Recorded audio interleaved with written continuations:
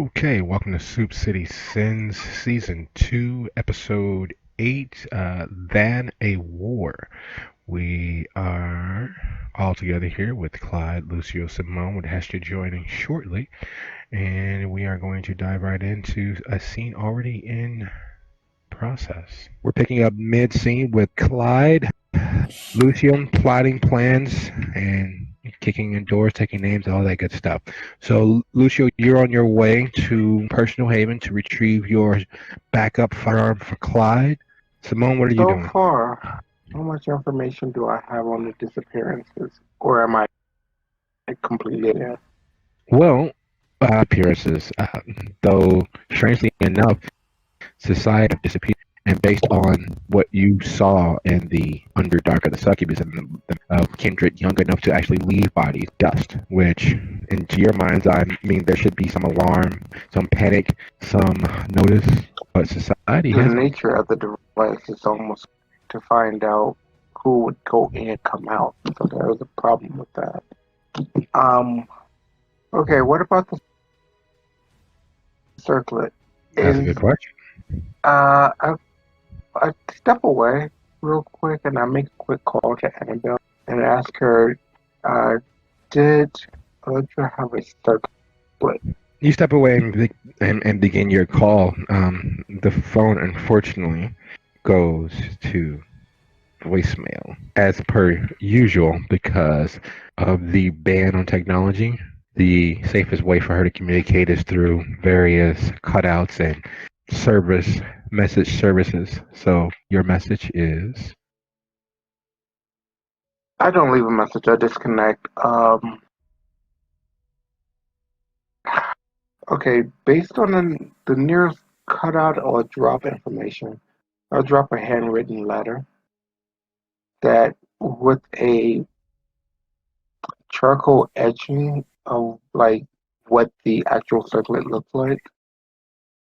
You know, the parchment laid over charcoal, and actually ask her, "Does this look familiar?"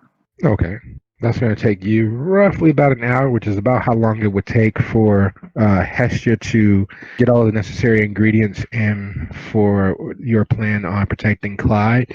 That gives Lucio the time to get to his haven and get back. And Hestia, thank you for joining. Can you hear us? Yeah, I'm here. Just trying to finish dinner. Can you hear me? Yes, there you go. Hi.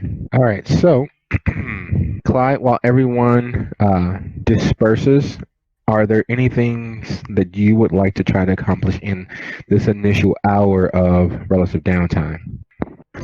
Clyde, can you hear me?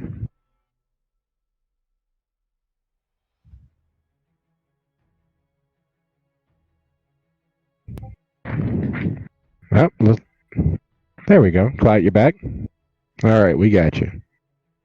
All right, so circling back around, the layout of this initial hour of the evening is with the coterie dispersing to their various tasks, dead letter drops, illegal firearm pickups, gathering of.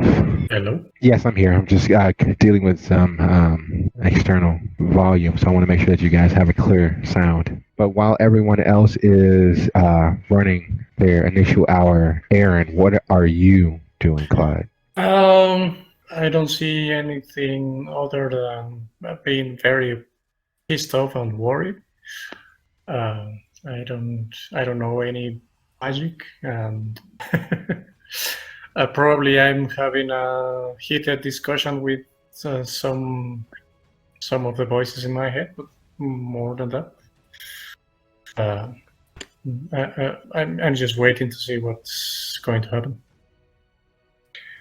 Okay. So while making yourself at home with the various members of the shelter, you go down and you busy yourself.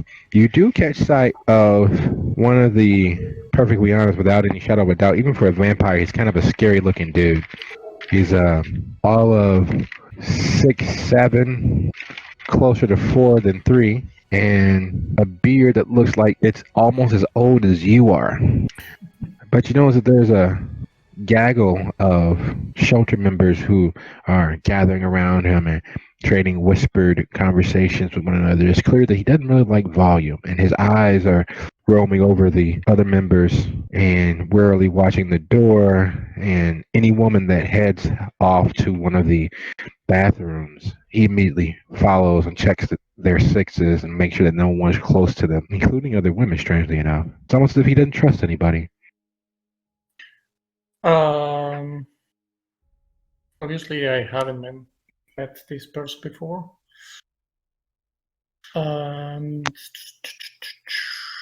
Yep. Does he give me the vampire vibe or just the regular kind of cookie? He is definitely a person who's seen violence. As to whether that's supernatural or not, I'm not entirely sure. But based on how close everyone is to him and still managing to give him his space, he clearly didn't set anybody's alarm bells off. You'd have to get closer and investigate to see if he sets off any supernatural predator vibes in your head. Okay. Yeah. I'm not in a good place as a character, so I probably try to see. I don't know if it will be an insight or a perception check to see if he's breathing or blinking or something like that. So you're gonna watch him and see if we can pick up on any physical cues that he may not be as human as he appears. Yep, probably taking too long between breaths or blinks or something like it. Okay. Well, let's do this. Let's see who waits out whom. Go ahead, roll your resolve and occult. It's not so bad. Good pull, bad roll. Well, you somehow you attempt to wait him out, and there's a wariness about him, and his eyes are constantly roaming over the crowd, all over the other shelter members. Even as he's in mid-conversation, his eyes are darting toward the door, following movement, tracking motion, and he freezes on you several times over. But in freezing on you, there's a flash of emotionality or clearly sizing you up. But he doesn't act on anything. But you clearly caught his attention. Yeah, probably he's much as human. Probably somebody in my head is pouring me on to check this person on. So I'm gonna approach him and put my hand out, and tell him seem to be a little bit on the edge, friend. He looks at your hand. He looks you in the eye, which requires him to look down on you. Because as you get closer, he stands, and it's clear that he's ready for a fight. Even though one of the rules of the shelter is there's no violence inside the shelter, but he's clearly prepared for a fight or to drag you outside so he can really engage in a fight. I put my hands up and just say, do you know Miss Green? Yeah, she's Cameron's friend. Well, I'm Miss Green's friend. So, think we are all right? He finishes chewing a bite of food finally. Means you're okay for now. Yeah, that's good enough for you. It's good enough for me. You look a little on edge yourself. Who you need punched? It's the only reason why people talk to me. No, not really. Having some family troubles, but no offense. I'll beat up old man too.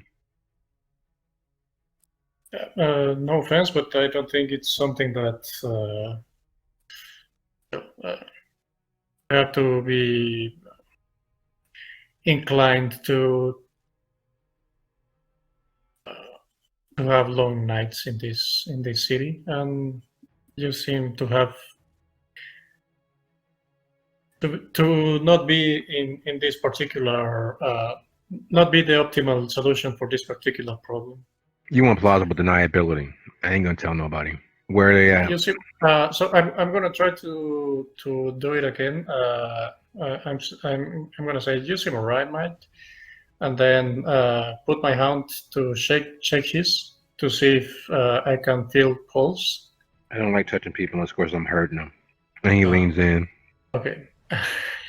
You got issues. Someone told you to come talk to me. Who do you want hurt? Out of character, did somebody told me? I don't remember telling anyone. Yeah, I thought it was more chance encounter. Could just be a misunderstanding. I wouldn't tell him. I'd do it myself. There is a air of menace and violence about him that he carries like most people carry or wear clothes. He is the sort that would clearly have done more than a few home invasions. He's the sort that clearly is okay with not only dirt but blood on his hands. Welcome back, Hess. I'm gonna tell him, well, you know what? Perhaps we can do a little a little tryout. But I have to check with Miss Green first. If that's okay with you. I don't care what you do. Just point me in the right direction. I'll take it into account. What's your name? Mike. All right, Mike. I'm Clyde. Keep doing what you do. You look like a Clyde. Go talk to Miss Green so she can get a hold of Cameron and then point me in the right direction. Next time, don't waste my time, okay? Copy. His eyebrow raises damn near through his scalp when you say copy, but he doesn't act on it. He turns back to finish eating. All right. So I go back up. Hesha, with you having been as busy as you have been for the last few weeks, really closer to 4 or 5 months now, of nearly nonstop running, you haven't quite replenished all of your supplies necessary. Even with your greenhouse, there are certain things that are better and only occur in the wild. So it's taking you a bit to gather all of the ingredients you might need to try to ward an entire building from kindred. The other factor of you warding the building, it means that you need to make sure that there are no kindred inside the building before you do. Otherwise, they will be trapped inside. They will go mad, and bad things will happen. Actually, having thought about it, I don't know if I try to ward the whole building. I would probably instead make each one their own personal warding to wear. More controlled, yes, but then that means it's something that they wouldn't need to never take off, because it would be akin to rubbing away the salt at a door if they took it off. To a little more difficult. Doable. Nothing's impossible. I mean, it's agreeable. It's just, I saw the way Clyde reacted to not being able to see his family members or be able to visit them. And I did take into account what you just mentioned, that I don't know who else is in his building, and I don't want to friendly fire anybody. I just want to make it so that it's kindred are repelled enough from those specific people that they are not subject to being ghouled or tricked or fed upon. So I do realize it would be slightly more difficult, but this is important to Clyde, so therefore it's important to me. And I also don't like the idea of people getting snatched. So I'm gonna do what I have to. Okay. Well, there is now roughly about 4.5 hours until sunrise, which you've gathered as many of your ingredients as you possibly can to make sure that you're nearly covered for most things that might arise. For instance, if you have to do a multiple attempt or what have you, and even as limited as your supplies actually are, you should be just about set. Unfortunately, there's always a hiccup, there's always an issue, and that hiccup and that issue is, well, if you're to set about doing this, who's going to protect you while you do so? Because a casting of this technical skill requires far more focused than you by yourself out in the wild would be able to manage alone.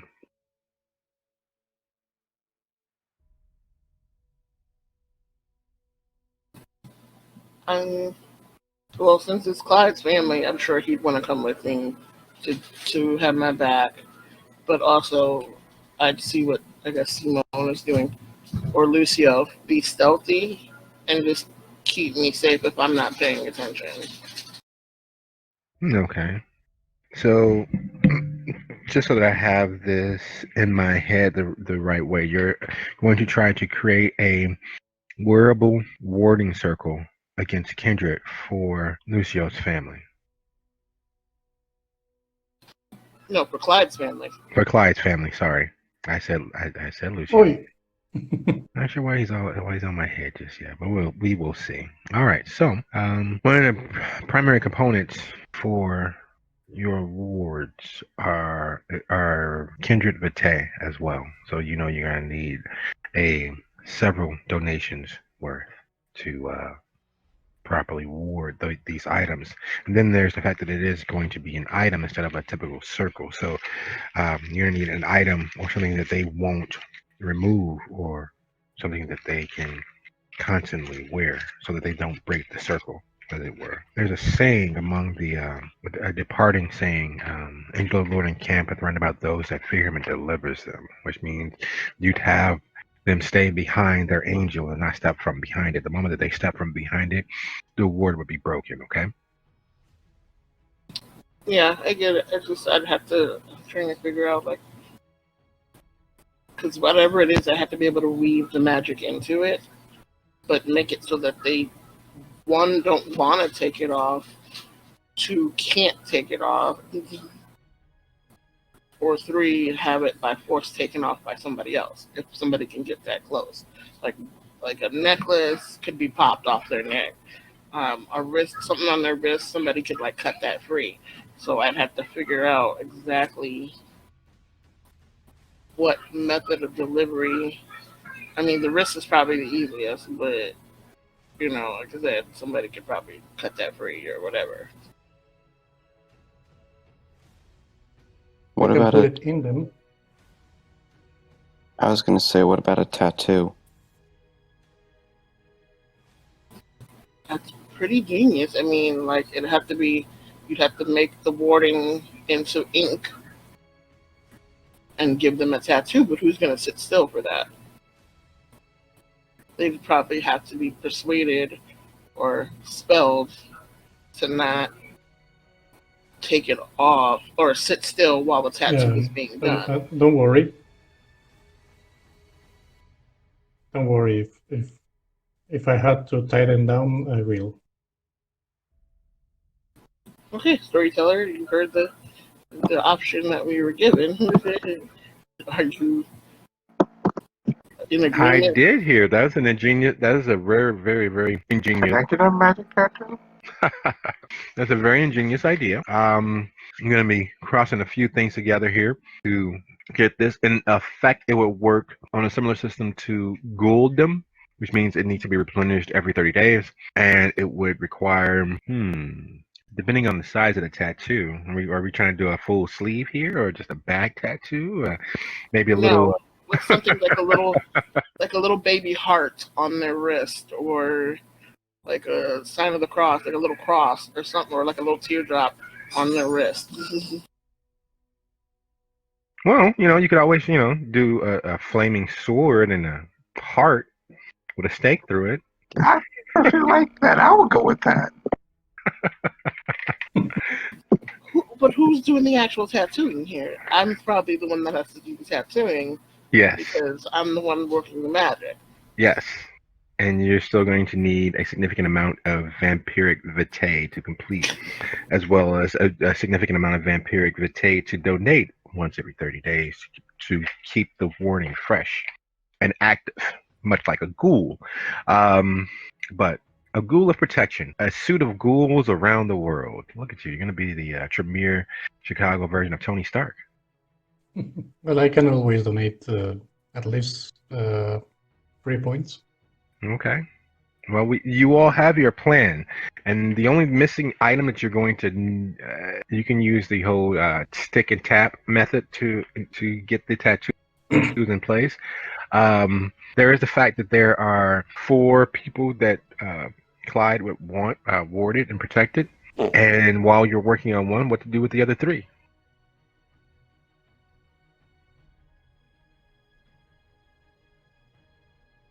Maybe occupied with something. All right. Well, Plus, we have people that can persuade or capture with gaze. So, I hate to do it, but it's for their own good. So, whatever. But I also get what you're saying. I need a tattoo gun. You can also get a nail sneak in a small motor. Never mind. All right, so the band is back together, as it were.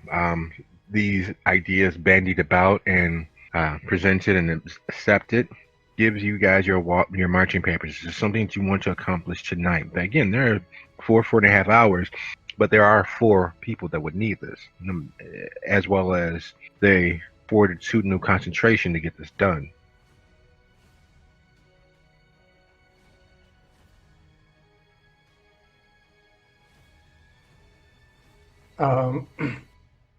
If Hestia tell me of this plan, I'm gonna tell her that probably she needs to do a. I'm gonna tell the family that we are all gonna get tattoos, and I will going to be very convincing. Wink, wink. So she probably needs to start with me, and then the rest will be more at ease, probably. So how are you going to convince them? Besides using your disciplines, or are you just going to use your disciplines and hit them over the head with the? Oh yeah, this is medicine, so you don't have to like it. You just have to take it. Okay, so you bundle everyone together, get in your vehicle, and you drive off to your family, the crew. Now, mind you just left them earlier, and you managed to obtain blood from all of them. And as you arrive, it's a lovely red stone in the High Park area. In fact, it's just off of Kimbark. Steps away from the lovely, not far from Harper Court. It's on a little out of the way, right next to a very tall, wide community brownstone. It has 10 apartments. Well, they're not apartments. They're called condos, even though, yeah, they're definitely apartments. When you pull up, Liz and the crew are loading her camera gear into the back of the work van. There's a gentleman not far from them. He looks like a stereo. Yes, everyone is present. He looks like the stereotypical bad guy from a Dudley Do-Right cartoon from the late 50s, early 60s, and what have you. The only thing missing is the mustache twirling.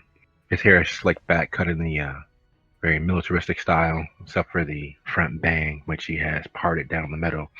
His huge handlebar mustache stands out as completely and totally okay in this hipster era, except for the fact that he's not dressed like a hipster. He's dressed like someone who's here to kick ass and take names. So too are his associates, who are standing not far off smoking, as Liz and the crew load up more cameras than they actually need for almost any shoot. I'm gonna tell. Well, I don't know that guy, but perhaps I take the rest of the family inside, and then I will come back out for you. So, do you even bother to stop the car before you hop out, or just rush to Liz? I drive a old motorcycle, probably 80s or something. It's not even a classic. It's just a Honda. So I can just do it very quickly. And approach Liz and As you Hey, swing the motorcycle into a parking spot near at hand to the van, your crew is in the vehicle behind you, and they're wondering what's going on. But you all see Clyde hop off his motorcycle. The moment he begins to hop off his motorcycle, the three gentlemen that are standing there close in like attack jets, placing themselves I'll between start Clyde closing in. side by side with Clyde, or No, exactly 3 steps behind and 2 to the right. In the midst of face palming, because here we go again. I park so that the van cannot be moved. Like I double park or put myself so that the van can't drive away, because I've already kind of seen what the heck is going on and figuring it out. So keeping the van from being able to get away, so that they can't give them the mission to leave in the meantime while we handle this problem. all right. So Clyde, you could try to head toward Liz, and instead of her usual run to you, give you a big bear hug, and greet you for the evening, she doesn't realize that you're there. She's focused on putting those cameras into the back of the van. As you I'm notice gonna this try and are to. closing, go on. Yeah, I'm gonna try to grab her arm, and if there's anybody else nearby, also, try to rush them into the building. Okay, so you're going to try to armbar him into a friend and associate and as far from Liz as possible. No. I'm gonna try to grab Liz and whoever else is nearby of my crew, and try to take them into the house. Oh, okay. It's a very relatively easy plan, right? You know, you just get them to go into the house. That's not that bad, right? I guess. All right. So, Lucio, what are you doing? Hesh is parking and preparing herself. Simone is moving in a defensive attack vector. Clyde is moving towards his friends and family, ignoring the three guys that are placing themselves directly in his path. What is Lucio doing? We all arrived in the same car, right? Mm-hmm. And Simone got out of the car, right? Mm-hmm. Okay. So, still in the car, I turn to Hestia and I say, you know, I miss the days when every day wasn't a constant fight for survival. Those were good times. And then I get out of the car. And I follow Simone's lead. All right. Are you picking up the opposite side of Clyde, which is closer to the building, or are you picking up the opposite side of Simone?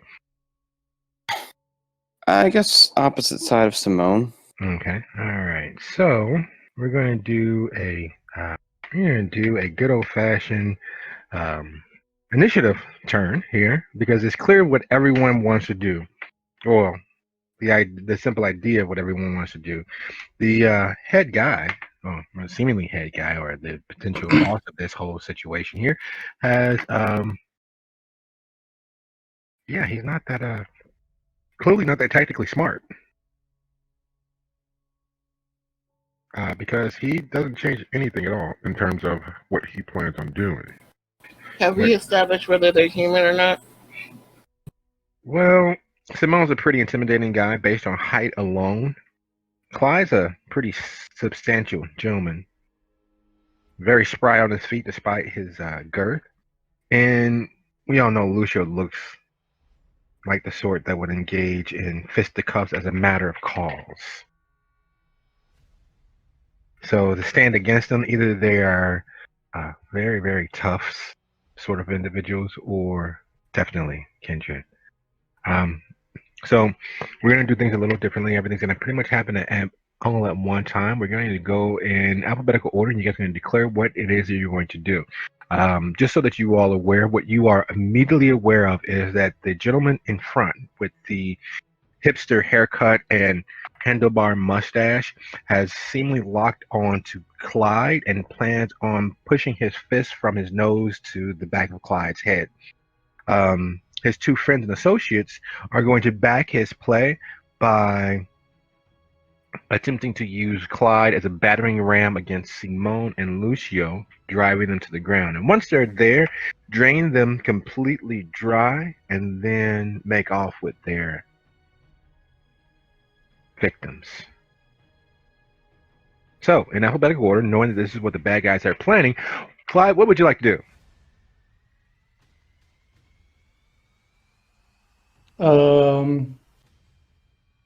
The nearest guy in front of me, I'm gonna Yep. tell him that he needs to hit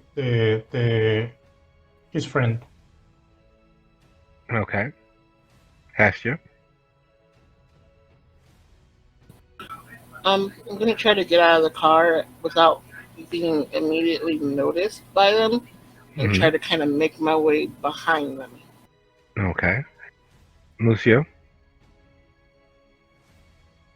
I've got my hand on my gun, ready to pull it out when the fighting starts.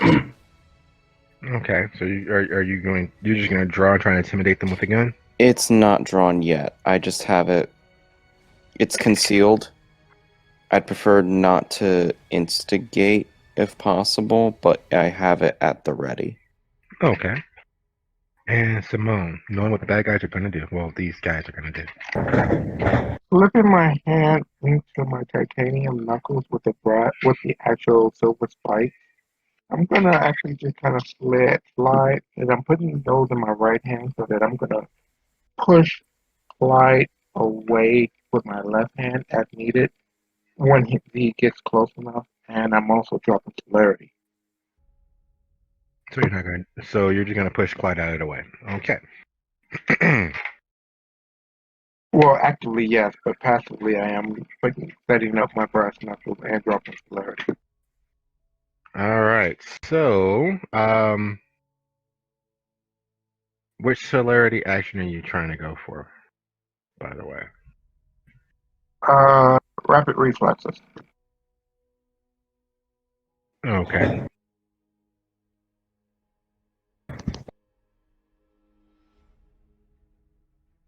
All right. So that being the case, Clyde, you're going to go ahead. You're trying to. Dominate the nearest guy.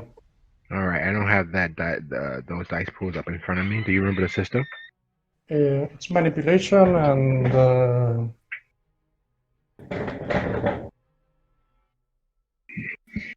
I have it.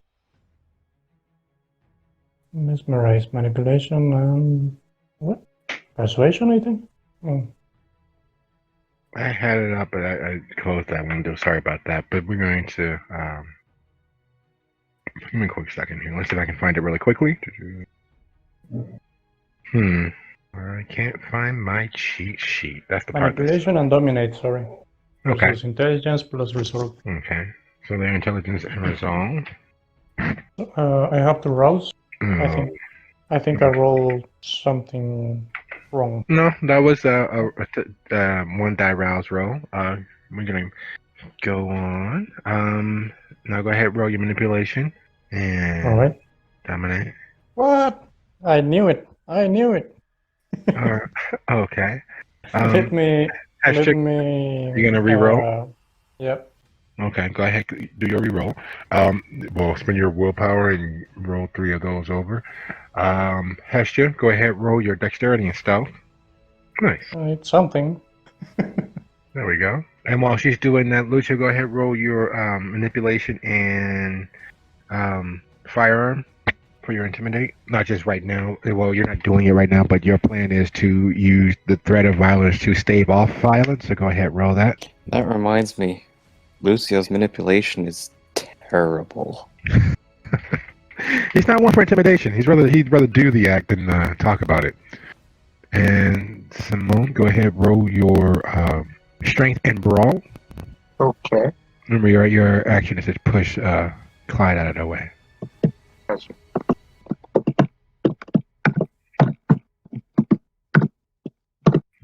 All right, and let's take a look at their die pool here.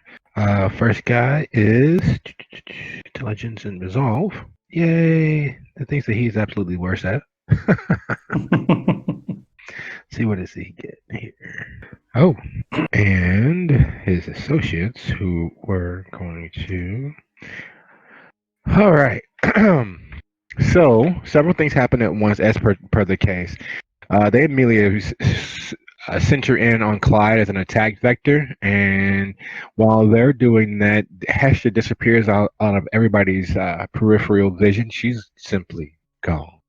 While Lucio was trying to stand everyone down because it's not a good idea to have a brawl of this magnitude out here in the open. Somewhere closed, like a cemetery, would probably be better. But let's calm down. Let's talk this out, or otherwise I'm going to plug you full of holes. They're not the sort to listen. Reason has no connection with them whatsoever, and that much is clear. So Simone pushes Clyde out of the way of the initial attack. What happens is Clyde tells him to leave, and he throws a punch, and they equally graze.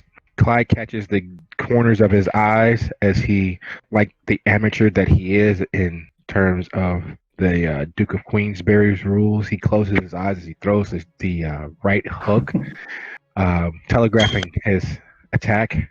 His friends and associates do much the same, telegraph their attack. Clyde, you are sure that you will be wearing a stake to ease the black eye that you're sure is going to make your face swell. You're suddenly not there. A hand from behind shoves you clear out of the way of the shot that's designed to rearrange your face into a Picasso. That, however, does cause the shot to fly forward, missing you greatly and landing against your guardian angel's neck and shoulder area. They refuse to listen to reason, Lucio. Someone's got to get plugged. Oh dear. All right. And Clyde, would you do me a favor? Let's settle one really quick thing here. Go ahead, roll your dexterity athletics. Yay. Let me check and see if it's 1 or 2. 2. 2 total or 2 for 1? 2 total. 2 successes. All right. So you're not the most agile person normally. However, the gods have shined upon you. And instead of going sprawling on your face, which is, a little embarrassing as far as these things go, you managed to catch yourself by grasping onto the near at hand tree. You are off balance, but you are completely free of the punch zone, as it were. And your face is in one piece, as well as your pride, considering you didn't go sprawling. Being as removed as you are to the right of the group that sought to intercept you, and roughly about 20 feet from Liz and your family, and they're still packing. You're sure that that's just about all of the recording equipment they have.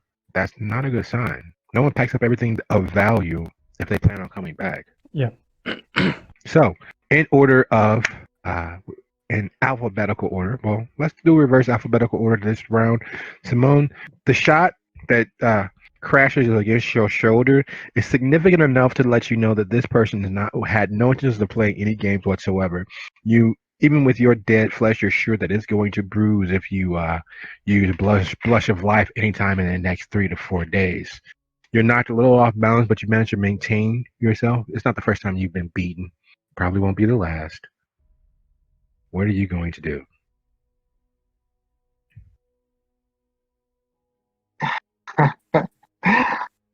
Simon actually drops thread, and he says, "That was your last mistake." Pulls out the actual the actual titanium knuckle, with a silver tip, and he levels the first guy. Okay. And Lucio, it's clear you've seen Simone take a couple of shots, starting with the Dunkin' Donuts adventure to the several scrapes that you guys have been in. That was a loud enough shot that you heard it connect. Yet he's still standing somehow. What are you going to do? Because it's clear that these people mean business. I'm returning fire. Okay. Anyone in particular? Are you calling a shot? Or are you aiming at something? Or are you just firing center mass? Or firing from the hip? I'll shoot whoever shot first. All right. Hestia. And then the guns came out. Dawns in her head as she realizes that neither party seems to be playing any games, and the idea of this not getting messy stands a snowball chance in a moratorium. What are you gonna do? Ain't that always the way? Since obviously they're not even paying me any mind at all, I'm going to retrieve my normal blade, and I'm going to cast Scorpion's Touch and run the blade across my tongue to coat it. Hmm. Okay, so you're preparing Scorpion's Touch. Are you doing anything else? Because you are effectively out of everyone's immediate periphery.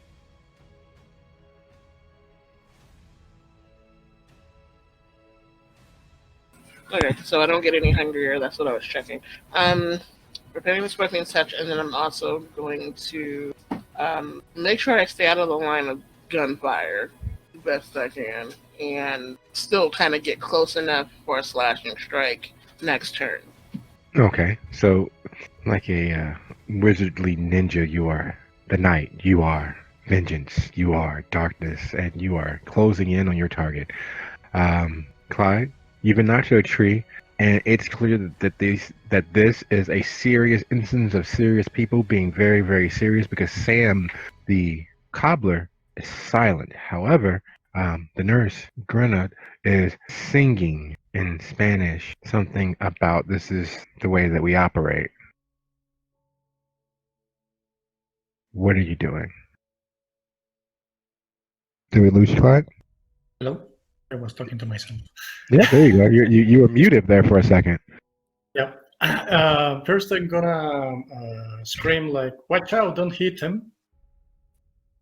Then I probably need to make a frenzy roll. I am assuming because that they are kind of trying to kidnap or something my family.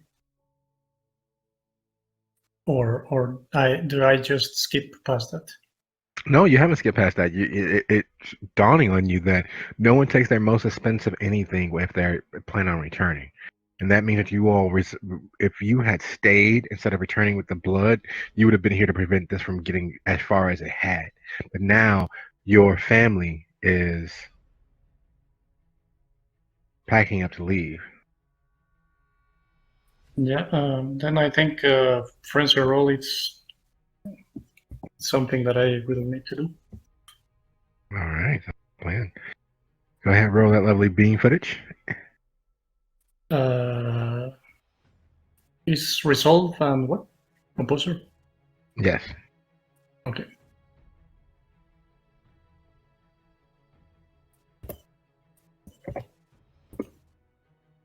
Oh, wow. Clyde is a man of great focus. Then I probably... So, let me check one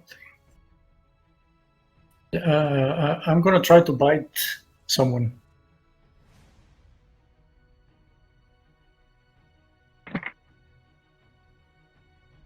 Okay.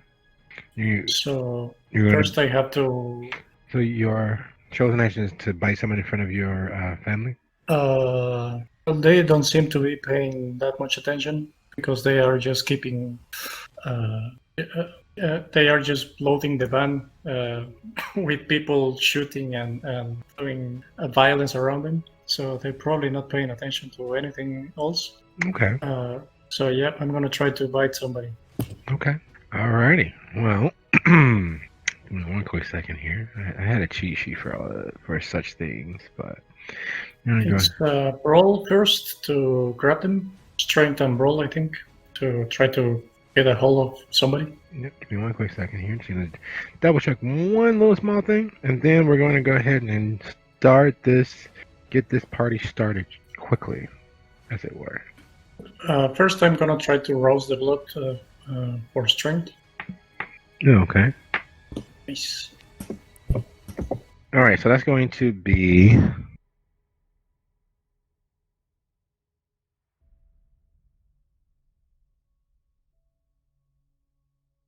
Just to be clear, if I'm brawling, I'm not doing anything like jiu-jitsu or anything else. I'm just like jumping on somebody. yes, but that's going to be a It is a strength and brawl attack because you're trying to close in on him. So remember, take 2 dice out of your pool, your total strength plus brawl attack, and remember your hunger has increased. You did fail your first rouse of the evening of this session, Jesus. so your total hunger dice should be 2. Yes. Yes. Alrighty. When you get that started, Simone, go ahead and roll your daunt for me, please. Hey, Doc. Yeah. Or do you have a higher presence ability? Do you have Dread Gaze? Yes, I do. I do have Dread Gaze. No, actually, no, I have Dawn. All right, go ahead and roll that daunt for me, sir. Cool. It is intimidation and presence. So intimidation. You need a manipulation intimidation roll, and add your presence dots to that. Include your hunger, of course. All right, Lucio, go ahead and shoot the guy that was going to put his fist firmly and squarely through Clyde's face for me, please. And with you shooting from the hip, that is a dexterity and firearm. That would be this, I believe. I'm fine with that, so I won't. All right, Simon, go ahead, roll your strength and brawl. And Hesha, go ahead, roll your dexterity stealth. No, I'm sorry, dexterity and melee for me, please. Actually, the dice pool for that particular attack is strength and blood sorcery. Okay.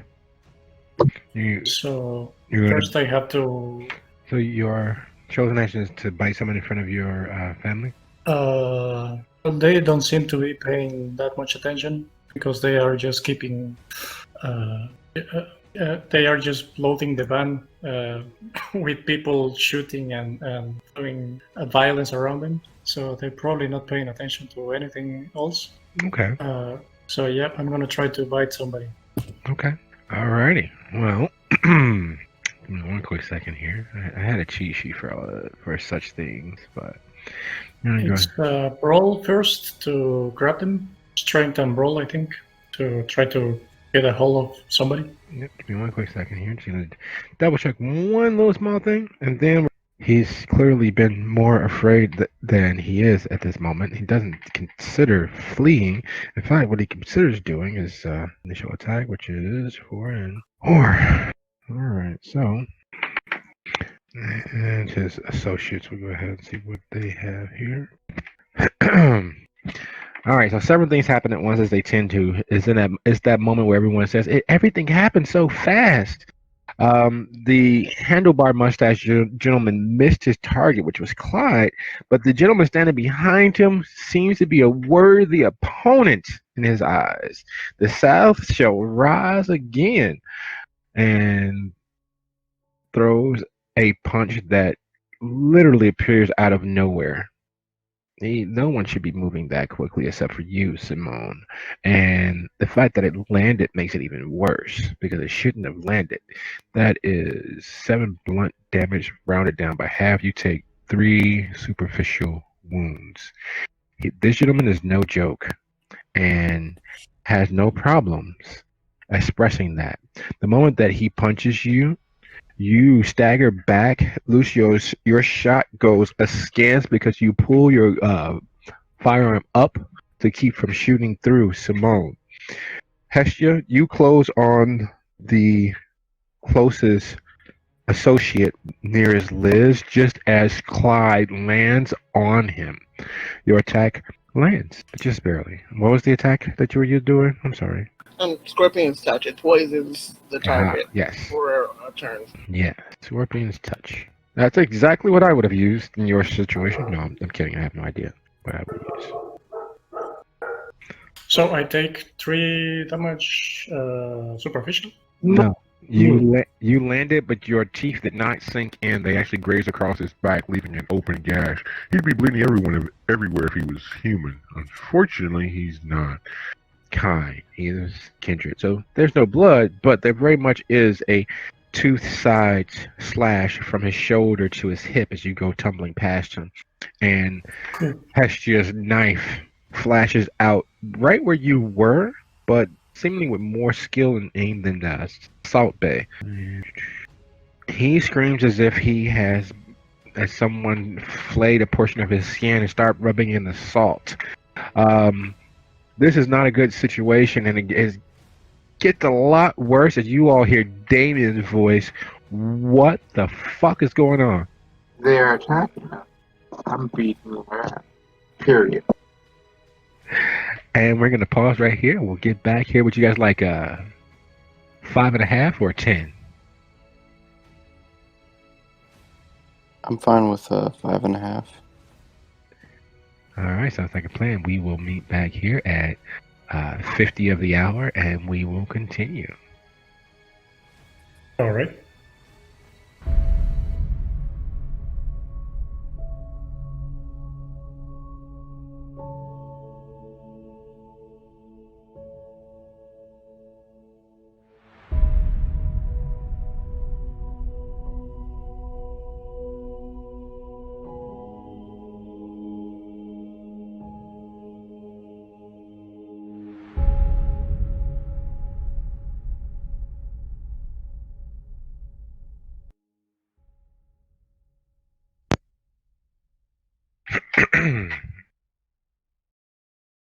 Anyone back early?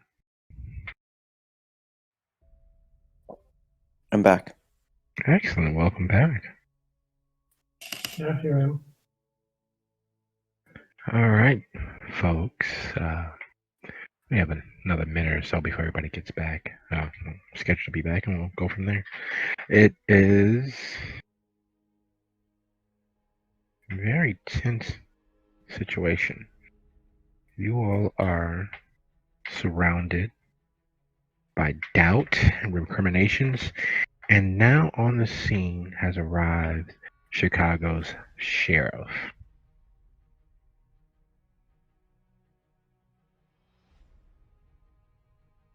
We are all so screwed. Well, considering you all are going to be in his employ if you survive Critias's class, this might be, be considered a job interview.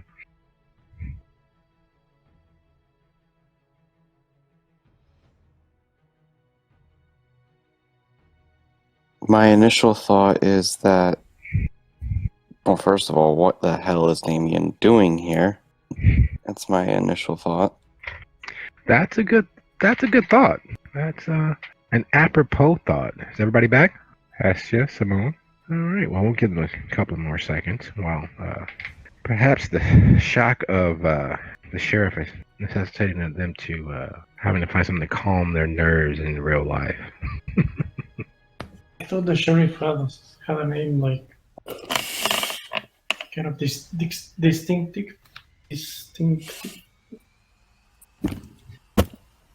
There was formerly a sheriff that had a distinctive name. Everyone called him Balthasar, but that was then. The city's changed a little bit in the last few decades, and recently, within the last 2 years, Damien has been promoted to sheriff of the city. It's a regime change. With Prince Jackson came Sheriff Damien, several other hounds, and a pseudo scourge that is, according to all of the rumors, absolutely batshit crazy. I'm guessing that Sabat needs to work with the restructure. Yes, there's been a restructuring of the power dynamics in the city. Damien is the lead singer for Baby Chorus and has a following of sorts, especially amongst the kindred. He's a kinder, gentler, more decisively dangerous sheriff, not a bully of sorts. That sounds like Balthazar. All right, So, all hell is breaking loose. The world is falling down around your ears. And your soon to be, if you survive the class, boss, the sheriff to your hound, Damien, is standing roughly about 20 feet away. His voice shouldn't be able to carry, but there is some authority inherent there. There is a hidden strength beneath the, for lack of a better word, teenager form. While he looks like a very old, he looks like a, to describe Damien would be to describe a whelp. He looks like a teen on the cusp of adulthood. He's significantly older than that, but appearances in his case are specifically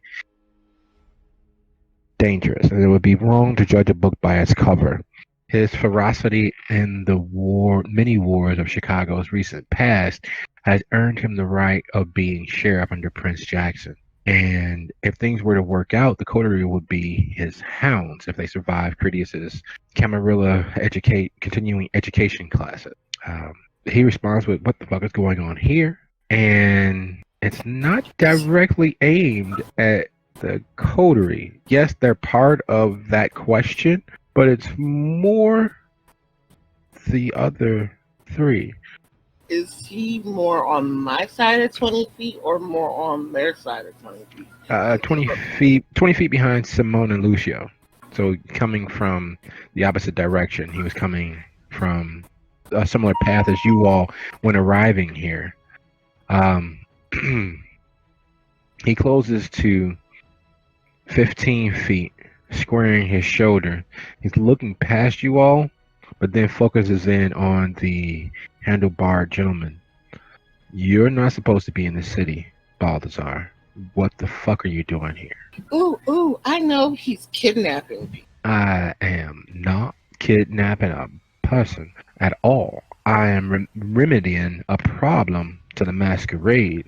These folks have stumbled upon Norris's resting place, and I'm taking steps, as I was hired to do, to ensure that they no longer have that information. So they are kindly, as you see, packing up all of their videographic equipment so that we may peruse it and make sure that all evidence pertaining to one of our kindred's location is forever hidden.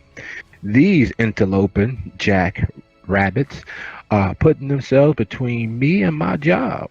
Had nothing to do with neither one of them. They It came does upon." because they're under our protection. So people under your protection are hunting kindred and constantly visiting their resting places, their havens? Sounds like I'm not the one you should be looking at, Damien.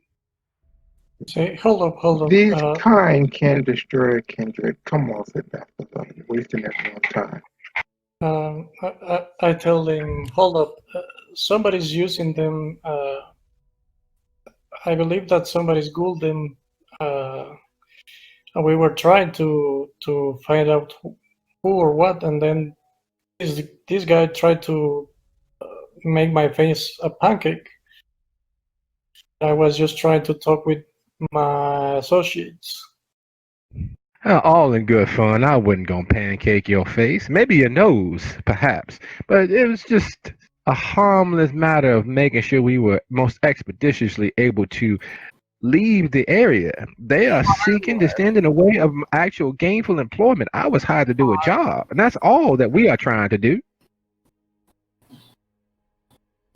I bet your eyes are brown for the amount of bullshit you're speaking. Bullshit I'm speaking? Now listen here, you little uppity. Look, y'all came along to intercede and interrupt what we had planned, which is simple. We're going to take all that information there, make sure there ain't nothing on it, and get rid of it. They can go back to their lives if they can afterwards. But for right now, people under your protection are hunting and scaring up Kendrick, which is a clear, unabashedly direct violation of the masquerade. Damien, your job as sheriff is real simple here. These motherfuckers here, they need to be taken away so that I can complete my job and protect the masquerade, which is something you should have been doing from the outset. You should have already knew about this. You have zero honor in your waste of space. I have zero honor. You're right. Negative. Am I the one attempting to bash in someone's head with a very vicious, dastardly weapon such as that? Who swung first? Your Who friend. fired first? No. You Yo, struck first.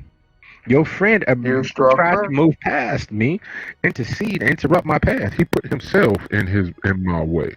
If not for your You quick and rash action, this could have been settled very quickly between one person and the next. only if Damien would. Look, we can't have any threats to the Masquerade. It's clear that you've done something to them, Balthazar. Whatever it is, get them inside. Undo it and leave them there.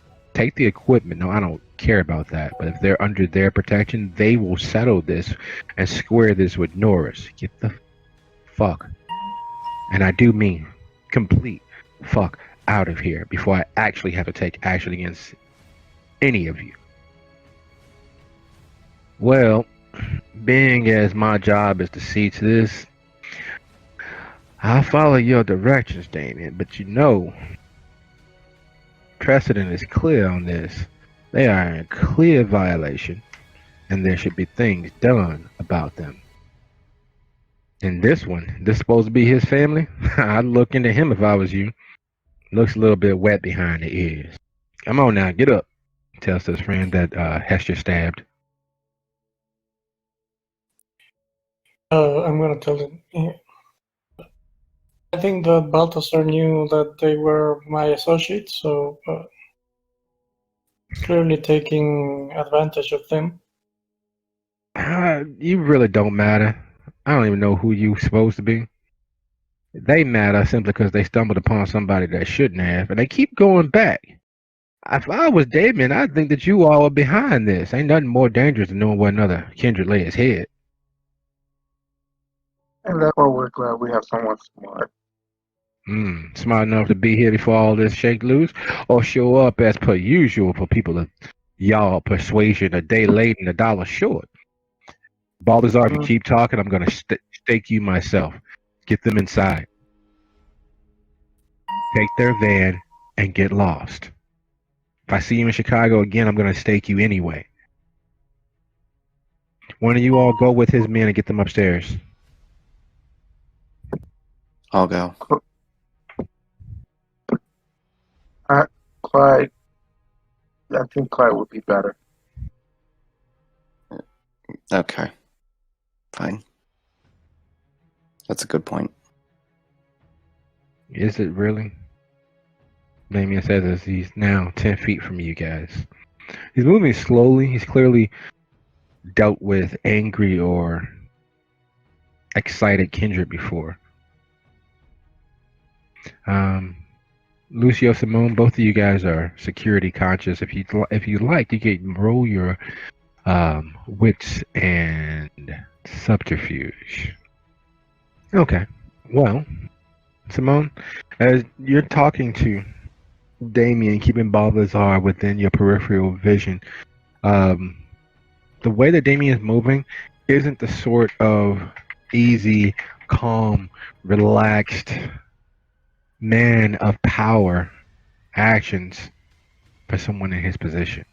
It's vaguely reminiscent as a lion tamer trapped in a cage with not completely trained lions, or someone setting a trap of sorts and trying not to draw attention to it.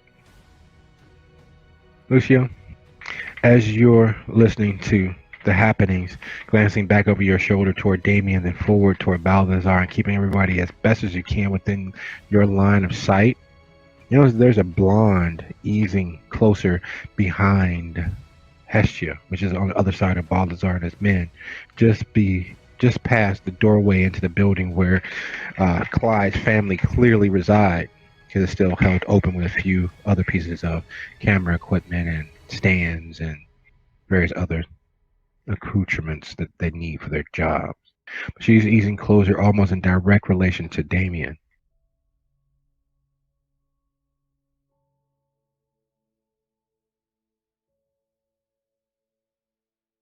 Do I recognize who this person is? That's a good question. You begin racking your brain, but they're definitely, moving almost perfectly in sync. Um, Recognized directly, you haven't had the opportunity, you haven't had the pleasure of meeting her directly, personally, but there's something definitely that stands out about her. Ah, Do I catch the fact that he's now caught on to something behind me? Wits and insight. You need 7 divided by 2, so you need a 3 or better. who's the nearest coterie member to me? Simone's to your left because you pulled up his right. Hester's on the other side of Balthazar's crew. Roughly halfway between you and what you're looking at. Okay. I have a feeling I understand what's going on, and I You- do not want to yes. interfere with that or give away what's going on. So I think maybe the best plan for right now is to keep my mouth shut, and if he needs help, I'll join in. Is anyone talking right now? I can't hear. Just me. Just me. I was just checking some small bit of information to make sure I have everything where we need it. Clyde, Yes, sir. the gentleman that you tried to take a bite out of, as if his first name was Cry, his last name is the member that Balthazar pushes to his feet to head inside. Uh, So I'm gonna you try and I'm gonna try to put myself between him and the rest of the family. okay, it's a sound piece. He literally snaps his fingers, and they stop what they're doing and stand straight. All right, you lugs, inside. He starts barking, and they form a line and start walking inside. That shouldn't be possible if Balthazar was the one that did this to them. You know how dominate works. Unless, of course, they were given specific commands to listen to him, he shouldn't have any control over them. So, I noticed what was going on behind me, but I'm still kind of keeping watch on the procession into the house, and I noticed that whole situation of the snapping and them responding to it, and I'm marking that in my head so I know whose hold I have to break, basically. But in the course of doing that, I kind of slowly shift my weight to turn myself kitty corner so that homegirl ain't directly behind me no more, and I can kind of catch her out of my peripheral. okay. Simone, your blood is boiling. Let's just call it what it is. No one puts their hands on you. Especially with hearing this gentleman's name. There's several images that come to mind. You've been in Chicago. Oh, well, you've been around long enough to know the former sheriff of Chicago was called Balthazar. The former sheriff of Chicago has a reputation for being a Dixiecrat of sorts, taking sadistic glee and pleasure with rousting neonates, taking sadistic pleasure in lording his authority as sheriff over others. Last you heard, he was dead or believed to be dead. No one seems to stay dead in Chicago. There are a lot of people who seem to be dead, but can't seem to stay that way. Damien, would you mind if I talk to you for a second? Sorry, Simone, you broke up. I turned my attention towards Damien. Damien, you mind if I talk to you for a second? Away from this situation. You don't have any secrets. And you realize that he's no longer 20 feet away. He's about 6.5, 7 feet away, which means he's about 8 feet away from Balthazar, who crosses his hands across his chest as his associate makes his way inside with Clyde. You're taking. I understand if you don't have any secrets, but this one I think probably have a less than public conversation about. Hmm. Well, let's settle this situation and then we can speak. And he is 5 feet away from you now. Noticing Balthazar. his, am I noticing his stuff? He's easing closer, slowly. And he's now 4 feet away.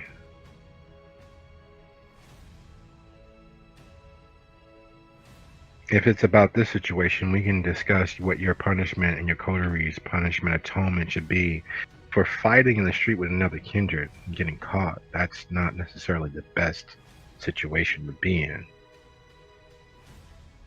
I realize that, but in some strange sort of way, I think we're all kind of working on the same stuff. Can I put Balthazar's eyebrow go. Of course. What would you like to ask? Why would somebody from Chicago call somebody from out of town to handle their business instead of coming to you to handle this?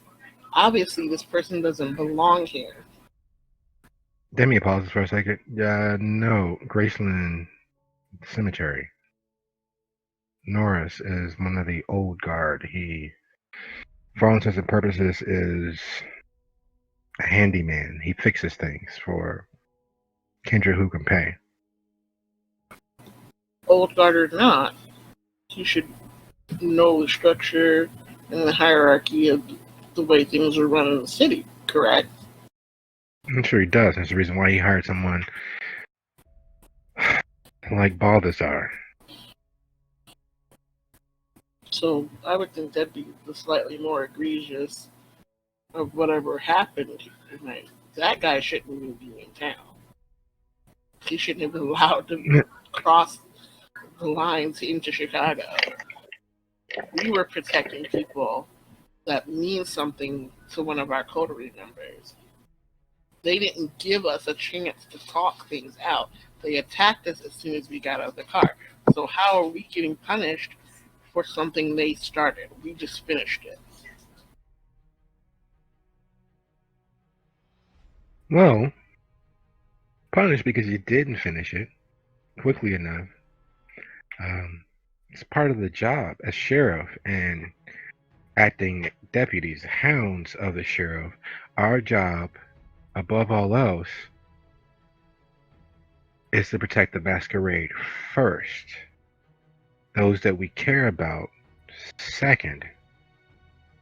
And if with any luck, those two things will converge somewhere in the middle and we'll be able to do both at the same time. In some cases, such as this one, Balthazar here is such a hired gun for a dead man that he's only hired by those that can pay.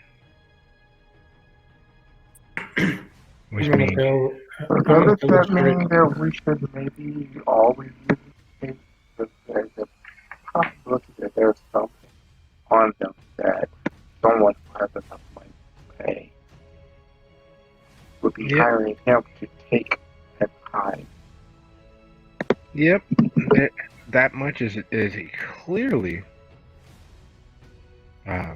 the point of hiring someone like Balthazar, getting him out in the open. That is no small price. Am I right, Balthazar?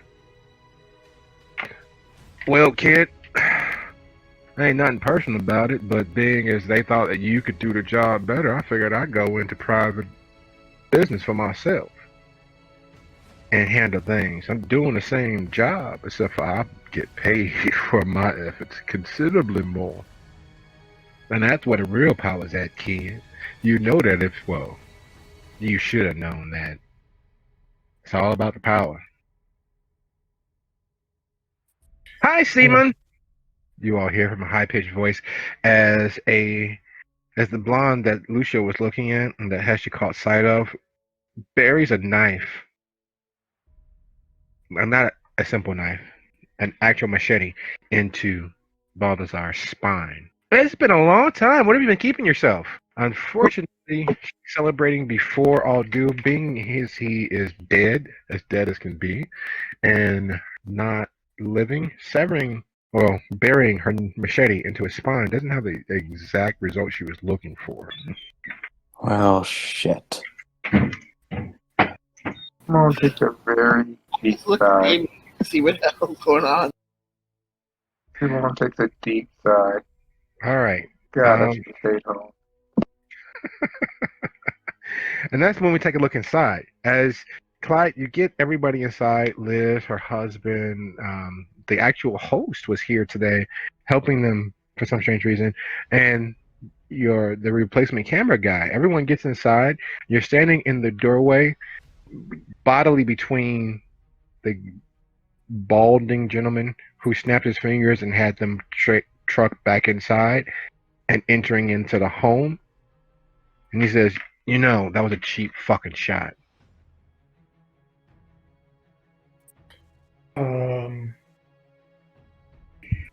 So out of character, can I make either a premonition or an insight roll to see if this was the guy that was that is ghouling them? Or he's just using dominate?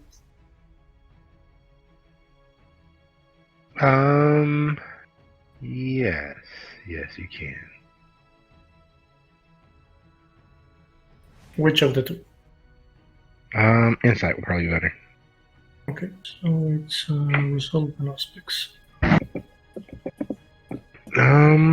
With his level of control over them, if someone else actually drained them, he would. It probably would have been a joint effort. He was definitely involved. Without a shadow of a doubt, he is involved in their pain, their mental fugue over these last few months. Whatever his ends or his aims, it's clear that you're standing in direct opposition to because he, unlike Balthazar, is clearly not a professional. He's clearly not motivated by money. Otherwise, there wouldn't be any need to actually dominate them as he has. They're so thoroughly dominated that they were willing to stand there as gunshots were going off around their head. That's akin to taking a brick to someone's head and making them forget. He's repeatedly dominated them. He's repeatedly forced his will upon theirs. He has conditioned them towards mental slavery, his mental slavery. Would you be so kind as go ahead and roll just your composure? Because here, it's just you and him. Here, you could sever his control over them by making sure he can't do it ever again. Here,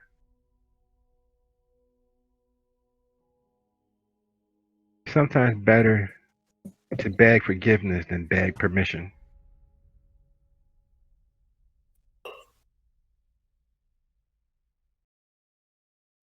Yeah.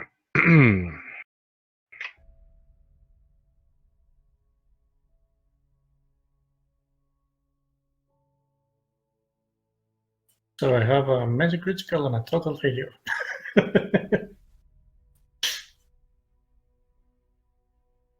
He is the person that has brought pain and suffering to people that you would be willing to do everything short of destroy the world for. What are you going to do?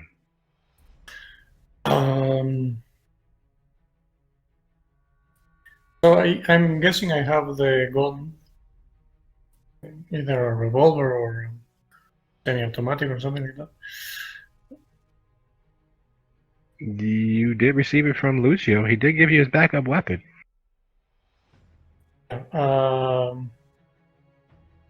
If we are very close, what I'm gonna do is embrace him and then try to empty the clip into his head. Okay, then. Well, that's definitely one way to get things accomplished. Would you be so kind, Clyde, as to go ahead and roll that first initial strength plus brawl, and he will do the same. Because you lunge for him, he's like, what the hell? And tries, of course, to push you off of him. He's not that sort. He's not very huggy. He doesn't like being touched, unless, of course, he's the one doing the touching. Go ahead and roll his strength and brawl. I'm gonna roll the blood again. or strength. All right, there you go. Your strength increases by 1.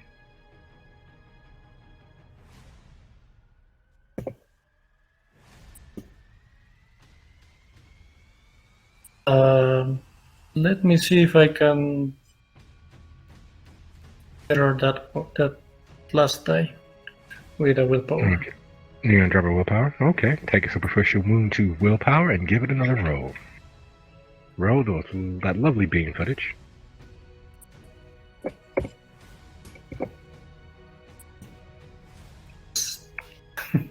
All right, that's 3 successes. You exceed his success by 1. You have him, but you don't have him completely. He's still fighting to free himself. In fact, he's managed to get his foot between you and him. You don't believe a person of his age and physical activity level should be able to be that limber, but strangely enough, he actually is. He's doing everything he can to push you off and away from him. That not willing to work, he's going to drive his elbow and fist into your face as quickly and hard as he can to get you to let him go. What are you doing? Still trying to complete that grapple so you can get that gun right under his chin? I will take any damage as long as I enough. I can just shoot directly into his head. Oh, okay. Well, in that case, we'll just go ahead. If aiming for his head, you're going to take off 2 successes for a call shot once you roll. And Just I usually don't. I'm not aiming. I'm just putting the gun directly into his head. okay, go ahead, roll. Go ahead, roll strength and firearm, and he's going to roll strength and brawl to try to escape and get out of the way. He's going to try to get you off of him as quickly as possible. Wait, he preferred my strength again. Sorry, how much damage did I took? Didn't do any yet. You did 1 point over. All right, go ahead, roused.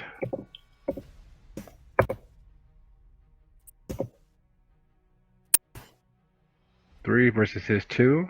That's another 1. So the gun itself is 4. That's going to be 2 points of superficial damage. He already suffered 3. That's 5. He is -2. All right. So going forward, he is now -2. You can see his innards. You wish that you couldn't, because being as he is no longer living, your gun goes off, and it's a 9mm, an everyday killer's tool. It is so eponymous as that's pretty much all it's used for. Actual death is not used for target practice much of anywhere. It's not used for hunting. It is usually used to put people into their graves. He's died once before. It didn't take. He's hoping to make sure that it doesn't take it anymore. Your shells fill the hallway with their echo and report. Your bullets smash against his flesh, causing it to part and expand. There's no exit wound, which means you know that your bullets are rattling around inside him just yet, but he has enough survival instinct that he is fighting for every continued not breath and plans on shoving you through the floor and knocking the gun away. What are you trying to do, Clyde? Are you going to continue unloading into him, or are you going to change your tactic? I'm gonna keep shooting, and then if he's still moving, I'm gonna use the gun to bash him. That sounds like a peaceful, happy action. Oh, wow. Okay. Well, he's trying his best to knock the gun free from you. Go ahead, roll that strength and firearms and see what we got there. Okay. I'm gonna rouse again, since I still have taken more hunger. Nice. You're good. The blood is on your side today.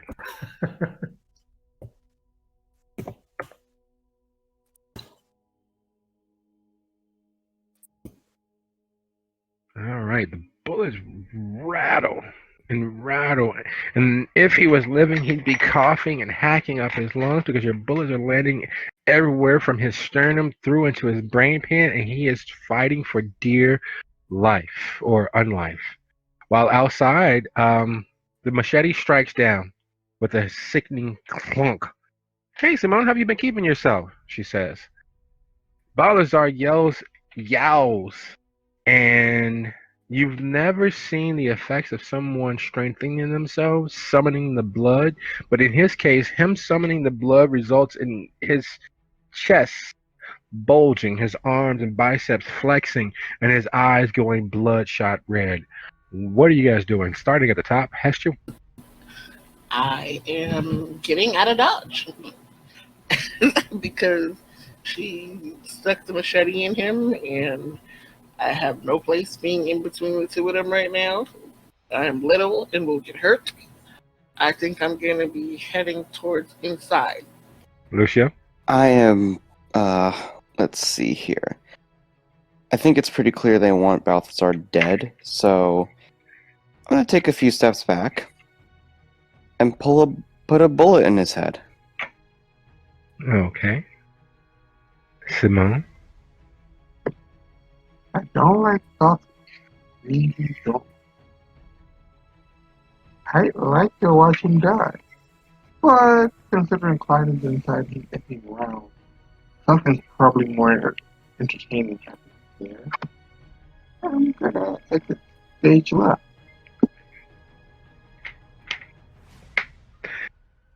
Alright, so he yells. His eyes go bloodshot. Damien somehow has managed to pull out a blade as long as his forearm from beneath his jacket and lunge forward. At the moment that he begins lunging forward, and Simone and Hesher are heading back and away, Simone toward the building, Hesher just as far away from the scene as possible to get to the building, you all hear the report of gunfire from inside. Hesher, go ahead and roll your... are you going to race toward the gunshot, or are you just going to race back to your car?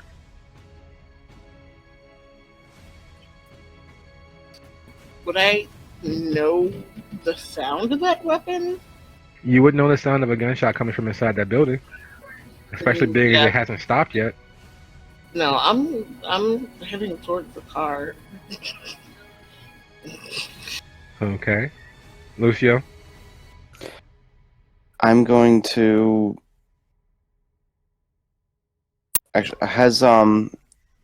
Actually thinking right now, maybe they're actually trying to stake him to question him later, but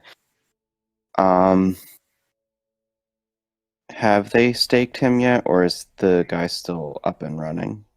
Oh no, he's still up. Alright, how about instead of a bullet in the head, how about a bullet in the kneecaps? Okay. Keep him from running. Alright, so Lucio, go ahead and roll your resolving firearm. Simone, you're heading toward the building still, even though there's a unending report of a firearm from inside? I'm heading towards the building, towards the report of the gunshot, and I'm heading there at a very direct speed. I'm gonna spend a point of willpower to try and make this a little better.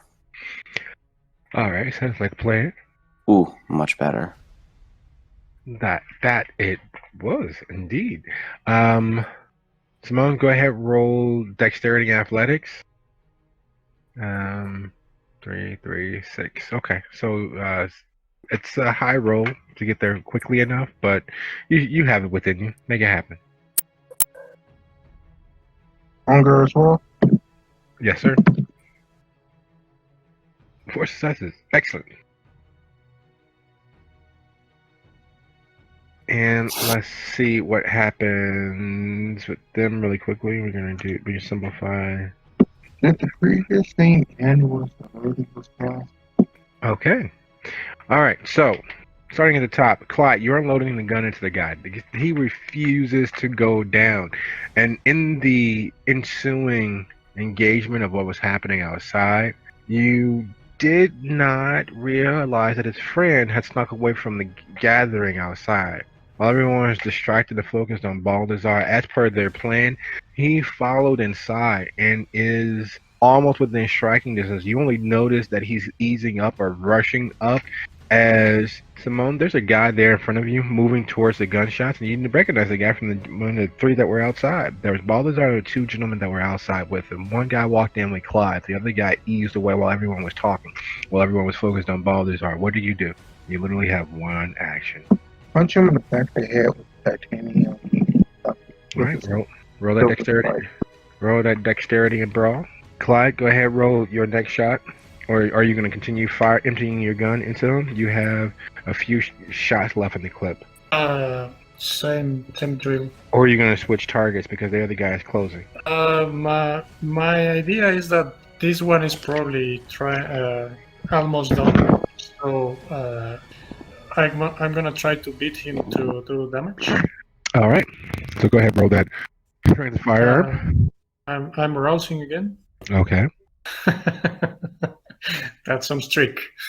And then I'm gonna bite him to try to rape his throat. All right, make it happen. All right, 2 successes. That unfortunately is not quite enough, but yep, so he is going down as he's dropping to his knee. The strength fleeing his body and leaving him exposed so that you can clamp down. His friend's foot is there, smashing against your nose. You will take 2 superficial damage. Simone, no one should be that fast. But he was clearly emotionally impacted by seeing his friend drop and leap forward, crashing into Clyde. He has every intentions of, this much is clear to you, saving the kindred who is slipping into torpor in front of your eyes. You've seen that look. You've seen how gray kindred become once the animating force begins to leave them and they drift into that long death's sleep. What are you doing?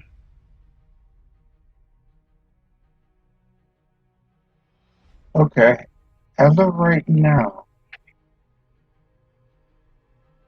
Clyde is he biting down or did he just get kicked off him? He just got kicked in the face with a snap kick that was strong, fast enough that you felt the shockwave of it. He did score 6 critical successes. This guy is fast, strong, and in close physical combat with range with Clyde. Drop a one to increase my stamina. This is probably going to be a long night. And I am going to body tackle that martial artist. See if he actually is good at close quarters or if he can be at distance. All right, Clyde. The guy just kicked you in the face faster than you saw. He was 10 feet away, maybe 11. Then he was just there. The person you fired into until your clip ran dry is on his knees and, well, almost in front of you. He would have been in front of you if not for that snap kick to the face. And his blood and his life would have been yours. But your nose feels slightly disjointed. What are you doing? Well, my only concern right now is to try to kill this guy that's been dominating and turning my family's brain to mashed potatoes. So, I'm guessing I go. If I still have bullets, I'm gonna shoot at him. All right, roll dexterity and firearms. Simone, go ahead, roll your body tackle. And while you guys get those results from you, back outside, Hesh, you make it to the car, and you. Yes. Just one thing. I'm guessing I have very few bullets left, so I'm gonna aim. So not from the hip, aiming. Okay. So that's going to be composure and firearms because you've never killed anyone in life, and so far you have managed to not kill anyone in death that you are aware of. Back outside, while you guys give me those results, Hesher, you make it to the car, And there's no way, living or dead, human or kindred, that a person should be standing after not one but two machete-length blades have been embedded into their being. Yet, brawl, Simone. Um, I'm gonna yeah, reroll that. not only is he still standing, he's taking a shot from Lucio and is beginning to break free or pulling free to flee. What are you doing? trying to be smart here. Again, I'm little. These big, strong guys can't take him down. What am I supposed to do? I guess extinguish what I say. I see. Take his blood potency from him. Okay. Lucio, go ahead. Make your. What are you going to do? He is breaking free and moving to escape. Okay. Oops. Didn't mean to click that. I gonna try and bust his other kneecap, I guess. He can't run if he doesn't have legs. That is entirely true. Or at least it should be, if not, for the whole preternaturally unliving thing. Yeah, he's in a lot of pain, but clearly he's had Advil or Midol or something to keep going. All right, go ahead and make that shot for me, sir. Resolve this time, right? Yes, sir. I am putting a point of willpower into that. It's a little better. Yes, it is. And Hester, go ahead and roll your extinguished Vitae, and I'll roll his stamina and composure and see what that result is while everything else is shaking loose. Look at that. All right, so let's roll for Damien and Alexa. We're just going to combine their roll really quickly here. His dodge, or his attempted to continue to flee. Oh, are we factoring in the +4 damage modifier from the gun? Yep. Okay. All right. Wow. Okay. 4, 3, and where's Vitae? His hunger goes up by. Oh, well, now that's not. Yeah, that's not a good thing. Oh. Okay. Well, several things happen at once. You all hear the report of gunfire from inside the building. Doesn't stop. It pauses and then picks back up. Damien and Alexa pounce. Luckily, they go high while Lucio goes low. Both knees are almost completely severed. The 50 caliber that, well, it's really 45, but the 50 caliber that Lucio is using, the hand cannon of all hand cannons, finally sends Balazar to the ground with the weight of the other two kindred upon him. In the ensuing fractures, Lucio, you see that Damien, in fact, is attempting to stop Alexa from burying her fangs in him instead of just bring him down. She seems to have every intentions of making sure that he never gets back up. Hestia, you have never used your ability on a kindred of this particular strength. When you do so, you see small puffs of Vitae in the air. It shouldn't be possible, but you literally see the heat shimmer in blood over his head as it just kind of burns up and disappears into the ether. And you know that he tried something at the exact same time you did that required the use of that unnatural, unholy Vitae, and caused him to begin to turn gray as he falls. Inside, Simone, you tackle the guy as Clyde empties his clip into the gentleman who's on his knee, slipping into torpor. And you have witnessed as people go into torpor and are killed because of continued damage. This kindred will never awaken, will not have the opportunity to, and was clearly old enough that when Clyde's last bullet strikes, there's suddenly a desiccating skeleton wearing those same clothes hitting the floor behind you. The gentleman you body tackled screams as if his heart is being removed from his chest while his eyes are still open. And does he maintain his composure? I.e., does he slip into frenzy? No, he managed to keep from going into frenzy, but just barely. You can tell based on the lack of all skill and all premeditation as he begins to fight with nearly his all. Strangely enough, you actually are stronger than him, and that's the only thing saving you from these elbow and knee strikes being far more punishing on you. What are you doing? What are you and Clyde doing?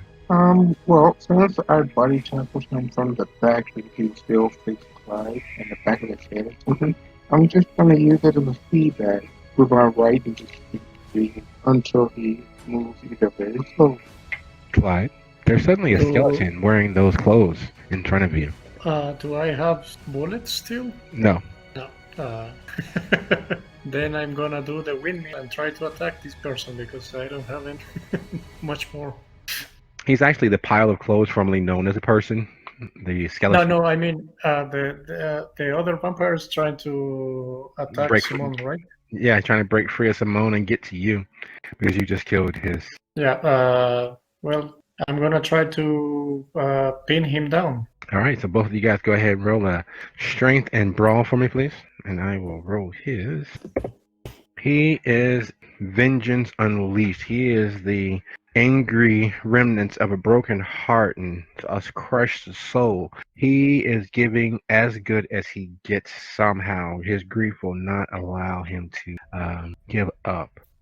Both of you all take one level of superficial damage as he's flailing and kicking. He's not attempting to bite just yet, but probably because no one's actively close enough for him to bite, but he's flailing and kicking and doing everything he can to end both of you all's life. He is a whirlwind made flesh.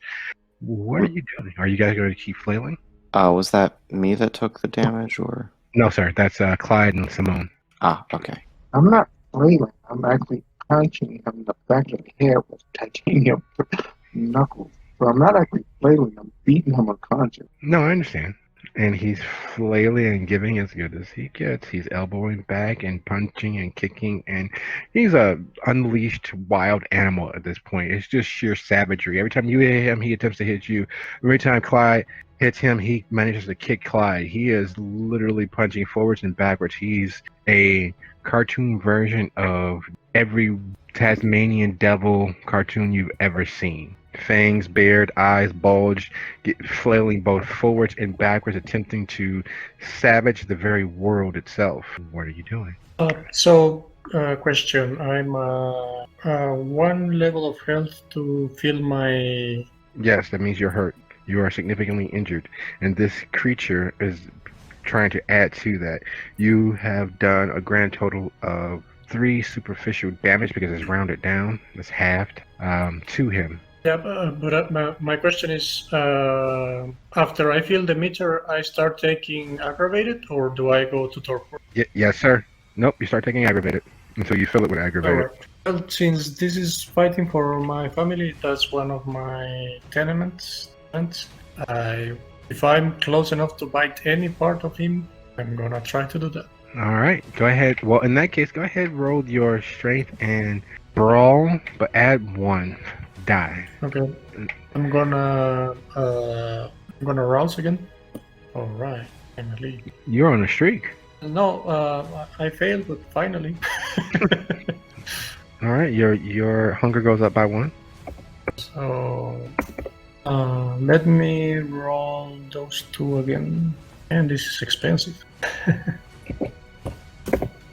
Right. All right, so that's 3 successes.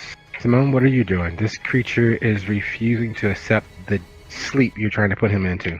I'm thinking, considering this isn't working the way I was hoping, so I'm gonna have to put him down fast. I'm going to burn another blood and put that into strength. No, actually put that into dexterity so that I can. Oh, yeah, I'm gonna put it into dexterity and actually try to eventually catch one of his blows and break it off. All right, go ahead, roll that dexterity and brawl. And he's going to strength away to savage Clyde. And his hunger. Ty's gonna go to Clyde and to Simone. You manage to catch his as you punch him in the back of the head. He snaps back as per usual.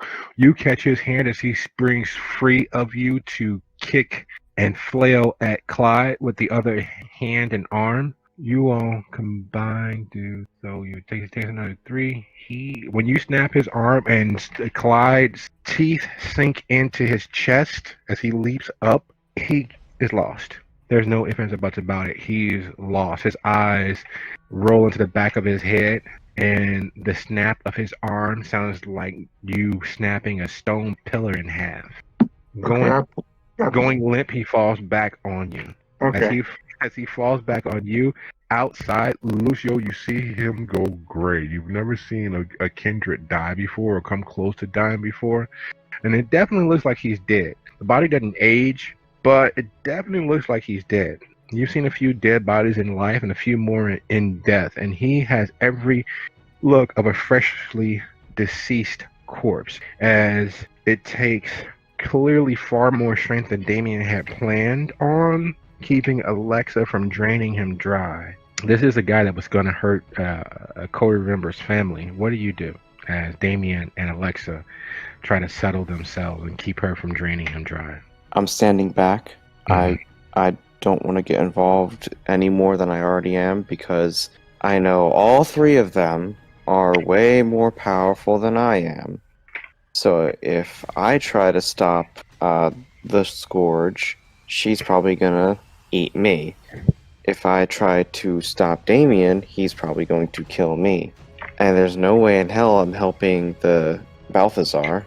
So I see absolutely no reason that I should try and step in here. I think Damien can handle it on his own, and if not, frankly, it is not really my responsibility. That's a fairly prudent decision. One thing does pop into your head. One guy went in with Clyde, then a bunch of gunshots. Where's the other guy? I figured Simone went in there, so that's probably taken care of.